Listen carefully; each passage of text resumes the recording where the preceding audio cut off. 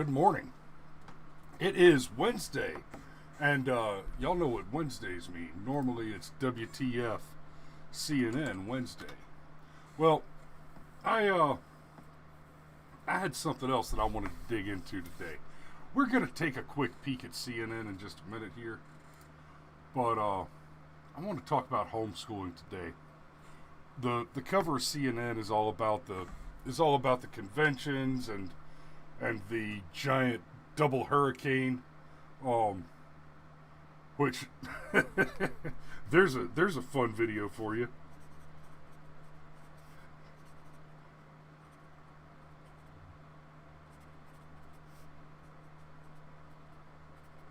I know you're waiting for me to write a note. I apologize for that. Okay. But let's just take a quick peek at this off the CNN homepage because it relates to the thing I want to talk about, which is homeschooling. I'm a big fan of homeschooling, and I think we're getting to a point that it's non-optional.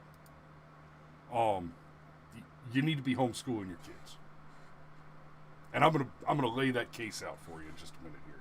But first, let's take a peek at this and just kind of get the frame, because we're talking about going back to school, and let's be clear, school started. All right, we're at the end of August right now, so everybody's back. The late starters and the early starters, they're all back at school. So let's just take a quick peek at this article from CNN with the title "Updated Coronavirus Now." Take two. Updated CDC guidelines now say people exposed to coronavirus may not need to be tested. Oh, really? So, just a quick overview, just a quick 30,000 foot overview. The Democrats and the media, the national convention, it was the Democrat National Convention, which did abysmally. It's been a big chunk of the rhetoric that Donald Trump has botched the coronavirus response. And they won't detail how he's botched it. Instead, they make these broad claims. It'll be claims like, well, he never took it seriously. I'm going to need some sources. Sources needed. He never took it seriously. He screwed up he screwed up on the ventilators, this, that. Yeah, I'm going to need some sources on that. Because let's talk about what really happened. What really happened is, while the Democrats were still trying to impeach Donald Trump, the coronavirus came on our radar and his radar. We started talking about the dangers of this thing back in November. And Donald Trump in February shut down travel as much as was reasonable. He probably could have gone farther with that, but the only way he could, and I'm not even saying he should have, the only way he could have gone further with shutting down travel would have been to actively refuse to let U.S. citizens come back to America. Okay, so he shut that down.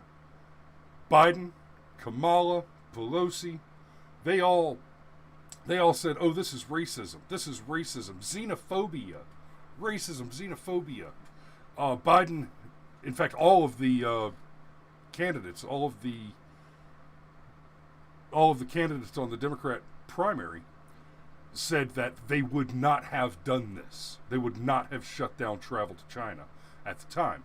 During their early debates, they were still treating it like there was no big deal.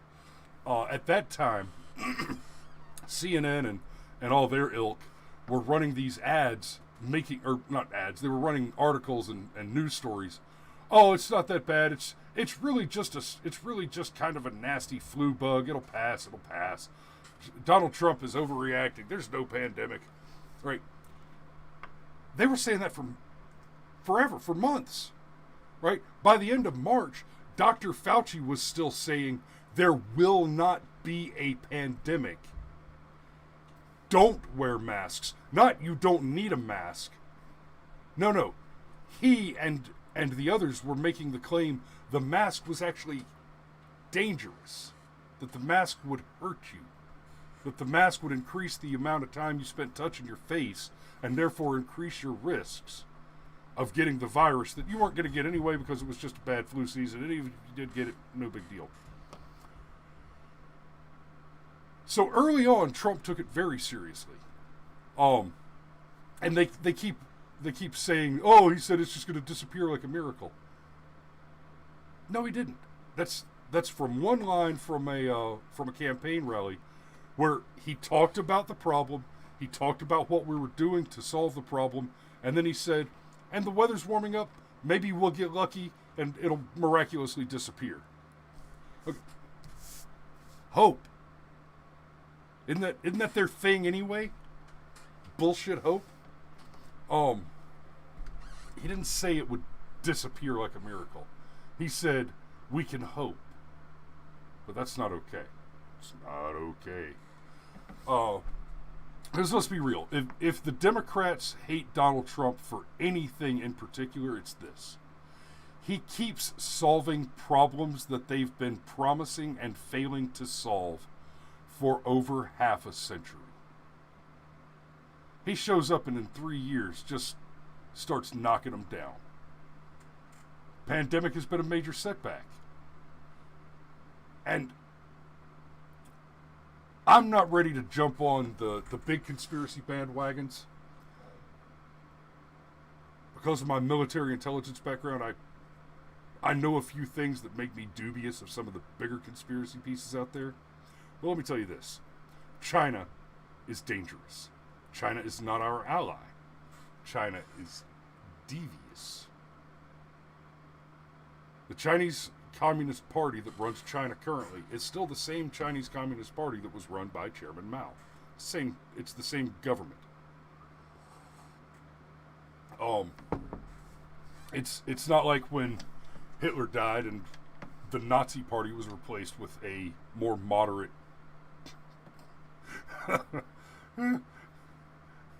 ostensibly more moderate current German government under Merkel. Obviously there was a little bit of time between Hitler and Merkel, but that's not true when you're talking about the Chinese. So when the Chinese virus appeared in Wuhan, it doesn't matter if it was made in a lab, if it came from a bat, or if it was caught by some kid eating gutter oil fried wild cat meat in a wet fish market. It doesn't matter how the disease began there. The fact of the matter is, once it began in China, China had control of a powerful biological weapon and a ready deployment mechanism. Because what they did is they shut down travel from Wuhan to the rest of China. They shut down interprovincial travel in China, but they did not shut down and prevent infected people from leaving China and traveling around the world. It never mattered if the disease was man-made or naturally occurring.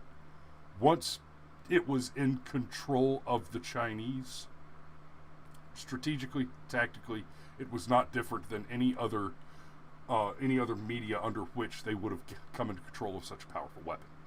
Now, that said, when the Donald responded, he did make some claims early on that it may just be a bad flu. Except here's what happened. He made claims early on that this is something we should think about seriously, we should take seriously, and we should take decisive and serious action on. And then all the news networks ran these, it's just bad flu, it's just not serious, Trump's overreacting, he's an authoritarian dictator. Right? They ran all that. And here's the mistake Trump made. He watched too much damn television. I think that's what happened. He let them get in his head, and he started thinking, oh, maybe they're right. Maybe it's not that bad. Maybe it's not that big a deal. And maybe I am overreaching a little bit. And then suddenly he started saying, okay, look at the numbers. These numbers show, as the numbers start coming out more and more, yeah, we've got 150,000 dead. To be clear, that's a very, very, very bad flu season. But an average flu season is still 30 to 50,000 deaths a year.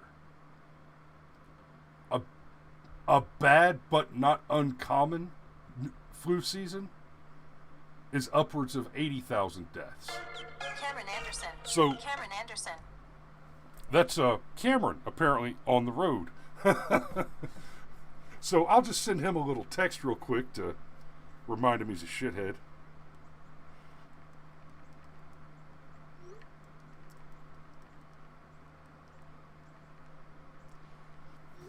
I'll send him a text real quick to remind him he's a shithead, and who knows, maybe he'll decide that he can actually pop on the show today. Anyway. Okay, he can't. This is Cameron's fault. Anyway, they got it. I think they got in his head, and he thought, okay, maybe it's not as bad as I thought it was, and we can back off a little bit. And guys, by this point, Fauci was still saying there's no need to wear masks. In fact, you shouldn't because it increases your risk. Wearing a mask is actually a bad thing. And of course, now we know that what really happened is Fauci and them were concerned about having sufficient quantities of PPE for medical professionals, frontline workers. And so they lied to us about the masks in order to try and prevent us from purchasing masks so that they could save the stockpile. That, by the way, should infuriate all of you. And now, Jesus, I'm 20 minutes in and I haven't even started talking about schools. So, that's the word. Them's the words on the bug. Let's switch gears and get into the school stuff. And I might have to download this video later and split it into two and republish it. Because I'm going to dig into the school stuff. And that means talking about feminism. So let me start with what's going on with the schools right now. The Centers for Disease Control and Prevention has urged COVID testing guidelines. The agency no longer recommends testing for most people without symptoms, even if they've been in close contact with someone known to have the virus. Previously, the CDC said viral testing was appropriate for people with recent or suspected exposure, even if they were asymptomatic. And so it said testing is recommended for all close contacts of persons with, oh, hey, look, they used the whole word, SARS, South Asian Respiratory Syndrome, coronavirus version 2. Because of the potential for asymptomatic and pre-symptomatic transmission, it is important that contacts of individuals with SARS-CoV-2 infection be quickly identified and tested. Now it says, if you have been in close contact of a person with a COVID-19 infection for at least 15 minutes but do not have symptoms, you do not necessarily need a test unless you are a vulnerable individual or a healthcare provider or state, local public health officials recommend you take one. So, rules changed again. Testing, not so big a deal anymore, apparently. That's something that I'd like to see a little more information on. But let's talk about the schools. Let's get into the schools now. And obviously, I bring up the testing situation because we're back in school, and one of the big favorite headlines of the enemy left has been, "Oh, look at Georgia! Those assholes are going to murder all their children by sending them."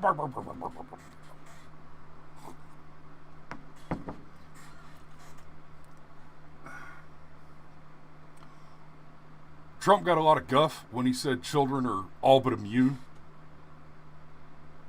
Statistically, he's right. Your children have a higher chance of winning the lottery without buying a ticket than dying of COVID-19. Just is. Oh, look at you, State Farm, stealing free advertising space on my website. I'm going to send you an invoice. Updated CDC guidelines. Damn it. We're done with this one. I don't want you anymore. Wanted to pop over here. So there's a few things happening in the schools that I want you to be worried about. Yeah, I'm gonna get back to this in a minute. I was talking to a teacher the other day in my local school district, and he was telling me, and I knew it, but now I've got it from the horse's mouth. In a lot of these school districts where they have gone exclusively to distance learning, to online instruction, they're not bringing the kids back into the building. There's this interesting thing happening. They're still opening the buildings. They're making the teachers commute into the building where they're going to encounter one another.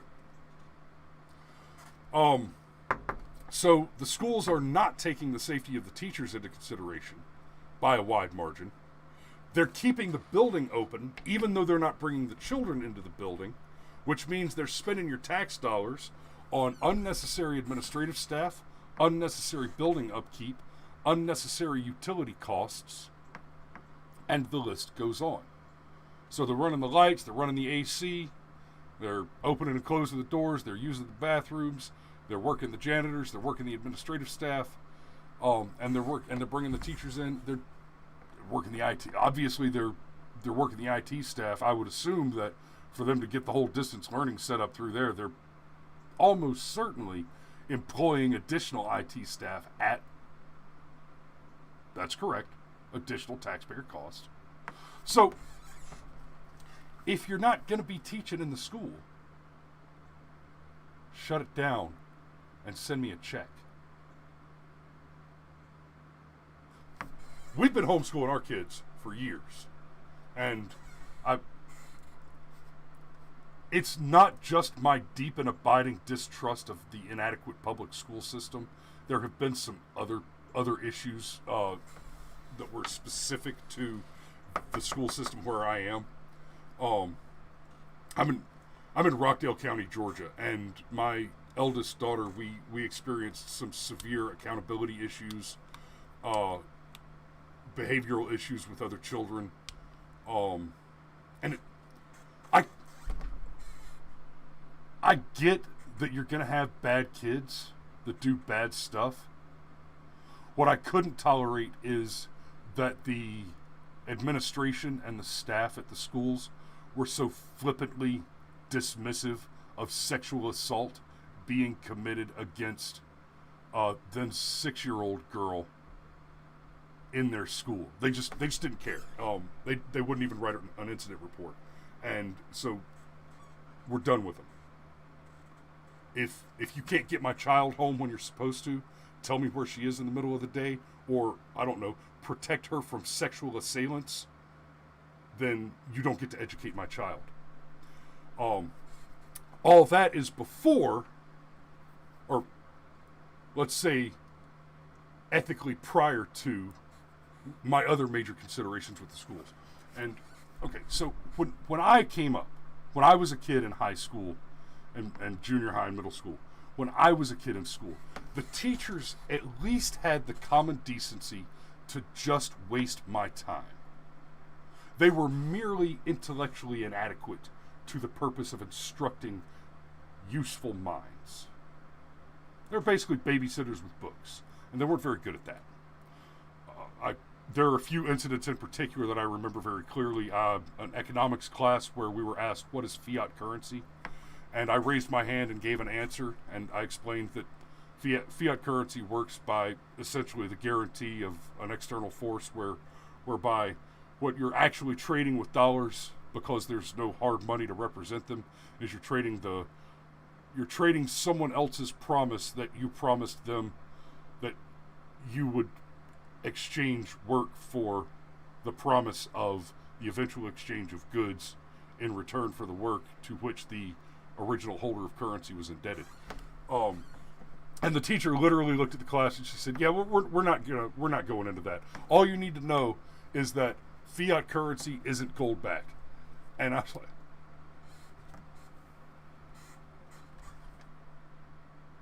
and I remember saying, I thought this was an economics class. If I wanted definitions, if I wanted mere word definitions, I'd be in a language class. And as you can probably hear very clearly, it wouldn't be an English language class. If I needed more word definitions when I was 16 years old,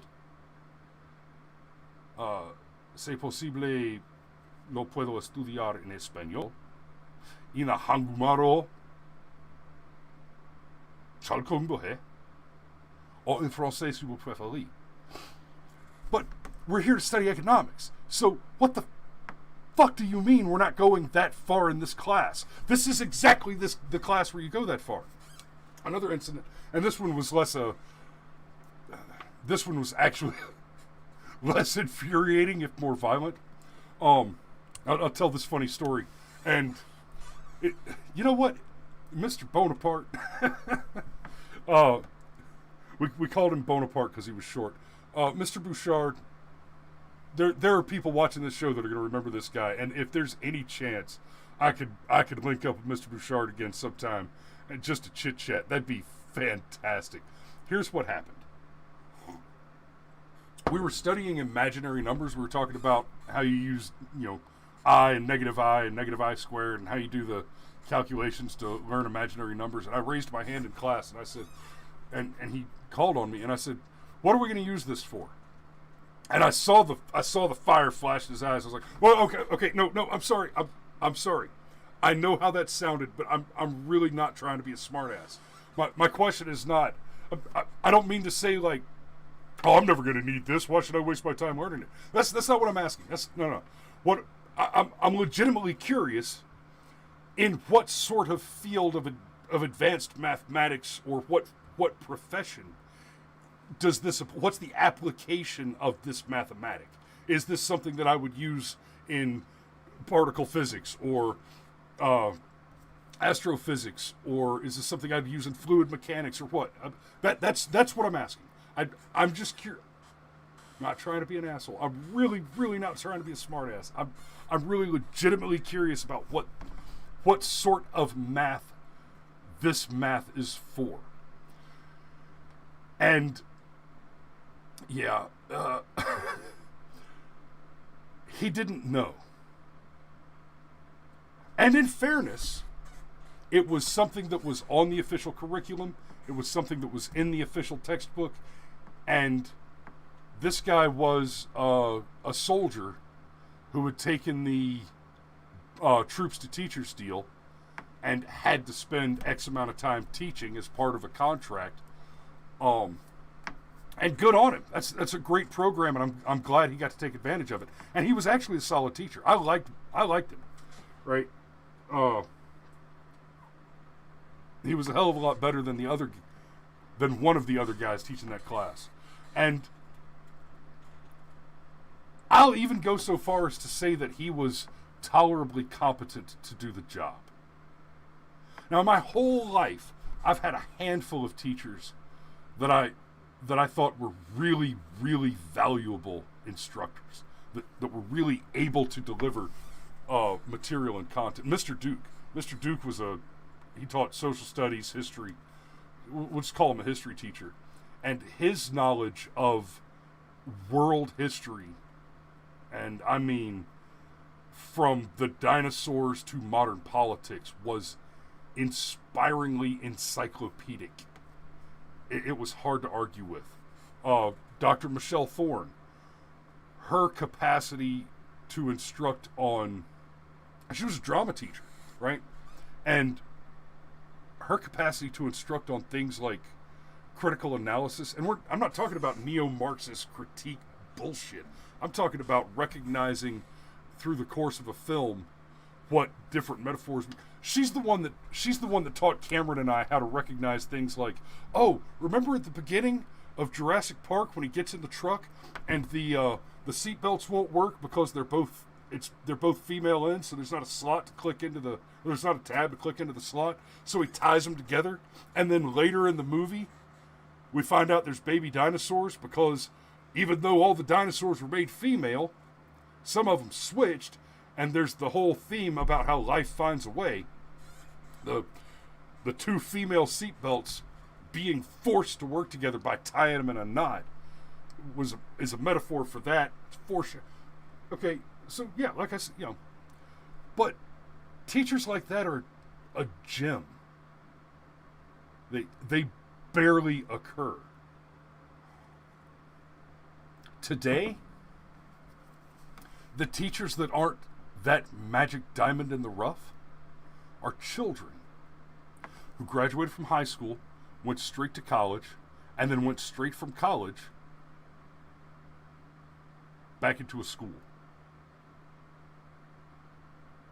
They have no life experience in between those two things. They're in their early to mid-20s. And yeah, I know there's good teachers out there that are old, that have been doing it for 20, 30, 40 years. And guess what? They're not the majority, and they're not going to be around much longer. And what do you think what happens when those teachers retire? The ones that were just inadequate space holders.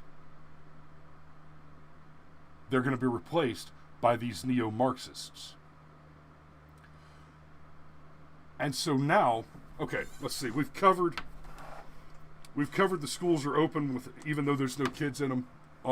And guys, start writing to your local politicians. Start calling them out. Hey, open the schools or mail me a check. Open the schools or mail me a check. I mean, if you're paying property taxes, you're being robbed. I would stand by that statement before the current situation, but at least before the current situation, they were pretending to spend your money on something useful. Now they're just stealing your damn money. Stealing it. They're not even burning it up on active child abuse. Oh, but wait. There's more. And this is what's going on in your schools while you're homeschooling. Tennessee mom says parents asked to sign ridiculous waiver they will not eavesdrop on kids' online lessons. Parents are being asked to sign a waiver promising that they won't eavesdrop on lessons. I wonder if that has anything to do with this. Teacher rants conservative parents can't listen into indoctrination sessions. Okay. This is a little bit older, right? This was big deal. Tim Pool and everybody was talking about it last week, so I'm a little late to the game on this one. But it was just talking to my buddy the other day that really got the bug going in my head. And then I was listening in the Rockdale County Board of Commissioners meeting yesterday, and they were talking about raising taxes, and they did roll back the millage rate, I think. Looks like they did roll back the millage rate, but still, how much? I don't need to get spun off on those liars right now, because I'm so prone to do it anyway. You got teachers asking parents to sign a waiver that says they won't listen in on school. I'm sorry. Suddenly I'm thinking that there needs to be a camera in every classroom, whether there's children. If there is a teacher teaching children, that needs to be on camera 100% of the time.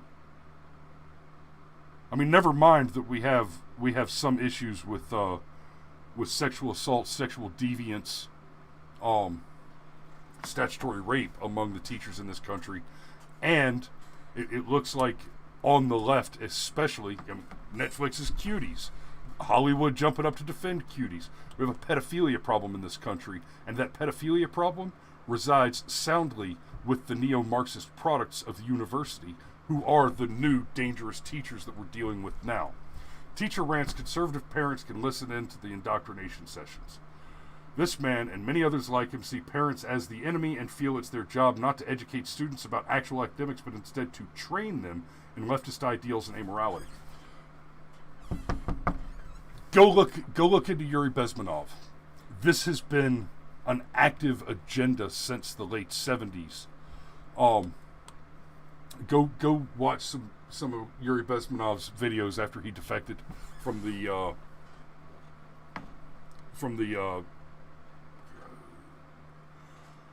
Soviets, from Russia.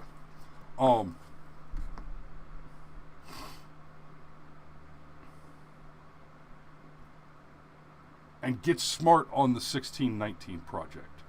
That's being taught as doctrinal official history in some of these schools now. I don't think it's being taught in Georgia, except maybe at some of the universities. But they're teaching the children now, oh, America didn't start in 1776. America was founded in 1619 when the first slave was brought to America, because the only thing that is relevant about American history is that we own slaves. Oh, did we now? And that was different from which country at the time? I'll give you a hint. It wasn't any of the countries that were selling them. So the teacher rants about conservatives listening in. And here you go. In Philadelphia, one teacher went on a rant about the fact that parents can now listen in on his social indoctrination thanks to online learning. The leftist brainwasher has since... Obviously, this is a biased article. Now, this is what I like to think of as propaganda. Thanks to online learning, the leftist brainwasher has since made his Twitter account private, but his words were captured on screenshots showing just how many teachers think of parents. Just how many teachers think of parents in America. They consider them the enemy. Here's a hint for any parents who think that public school system is a good thing. If they demand that your instruction is private, it's not good. That's 100% correct. Here you go. So this fall, virtual class discussions will have many potential spectators, parents, siblings, etc. in the same room. We'll never be quite sure who is overhearing the discourse. What does this do for our equity/inclusion work? How much have students depended on the somewhat secure barriers of our physical classrooms to encourage vulnerability? That sentence right there should really scare you. To encourage vulnerability. Yes, it's okay for a man to cry. Okay? Every now and then, I think about things. I think about dark things. I think about men that I've killed. I think about toting half a man to a helicopter and then going back for the rest of them. Every now and then, I think about those things. And I sit down and I drink a glass of bourbon and I weep. And that's okay. Because sometimes you got to go kill some people so that they stop cutting the ears and noses off of little children. Because that's just the kind of shit that happens in Muslim countries. So if you've got some baggage, you need to weep a little, that's fine. But that's not what this guy's talking about. He's not talking about the very reasonable emotional vulnerability that humans feel when they have actual experiences. He's talking about artificially creating vulnerability in children who have not otherwise experienced traumas over which they owe meditation for the sake of improving their souls. He's talking about instilling the despair that Kierkegaard called the sickness unto death. He's talking about murdering your children's souls. And doing it in a secure environment. How many of us have installed some version of what happens here stays here? Oh?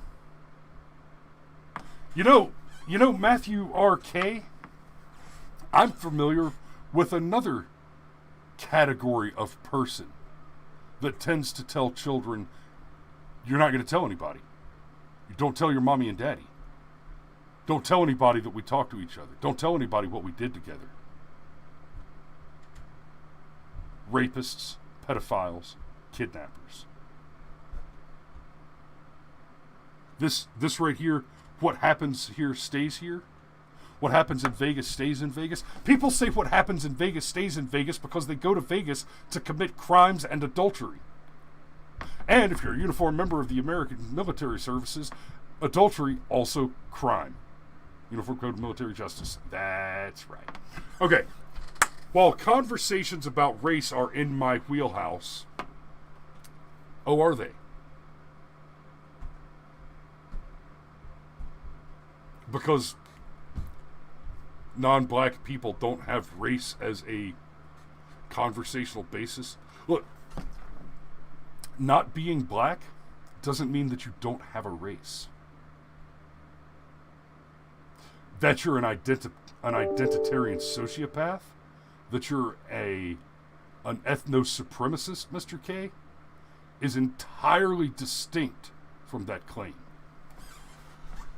And remain a concern in this no-walls environment. I am most intrigued by the damage that helicopter snowplow parents can do in honest conversations about gender sexuality. Okay, he says helicopter/snowplow parents. Those are two very different creatures, and I find it interesting that he conflates them here. It's one thing to be a helicopter parent, which, granted, is obnoxious. You just constantly buzzing around the kid and just in their business. And helicopter parents can be especially frustrating, I'm sure, for teachers who apparently are terrified that they're going to get caught teaching your children that they're going to teach all your sons that they're actually your daughters, and all your daughters that they're actually your sons, unless it's convenient to pretend like gender doesn't exist, right up until they can be offended by being misgendered, which... Gender is a social construct. There's no such thing as biological sex, but you misgendered me and I'm offended by that. I can't misgender you. You're stupid.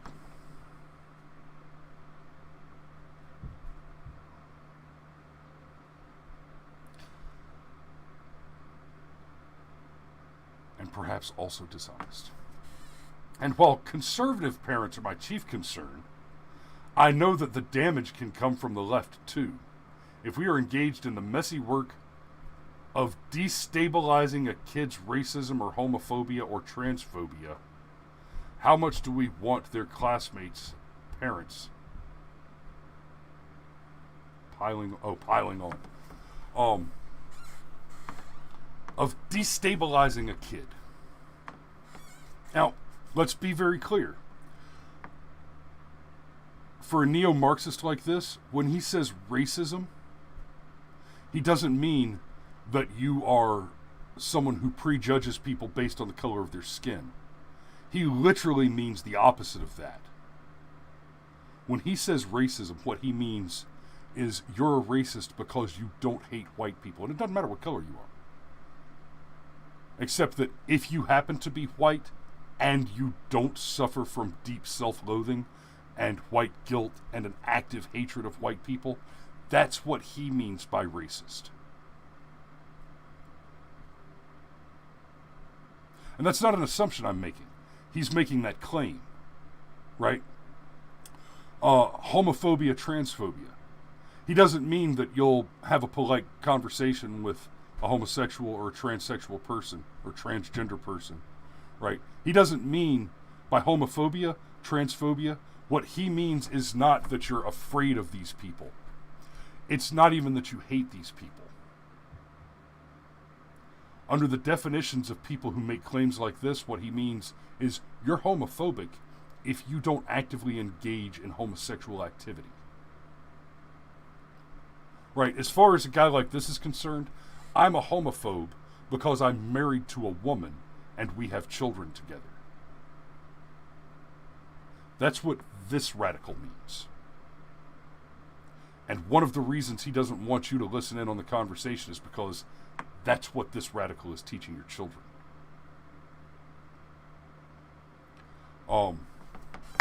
Okay. So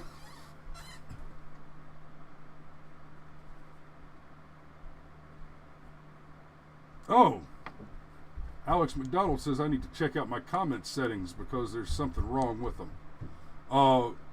Alex, I will take a look at that. Thank you for that. And I just saw that comment because the last time I looked over, there just weren't any comments coming through. So,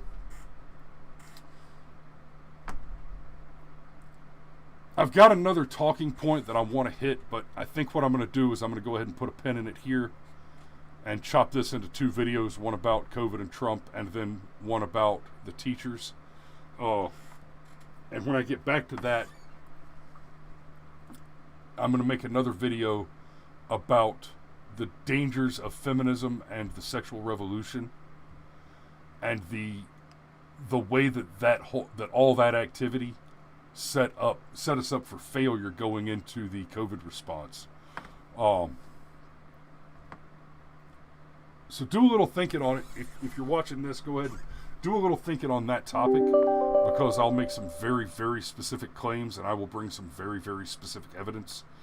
But primarily what I'm going to point out is, for one, with the cost of child care, if you're a dual income family and both parents aren't making at least 3 times the cost of child care, you're losing that game.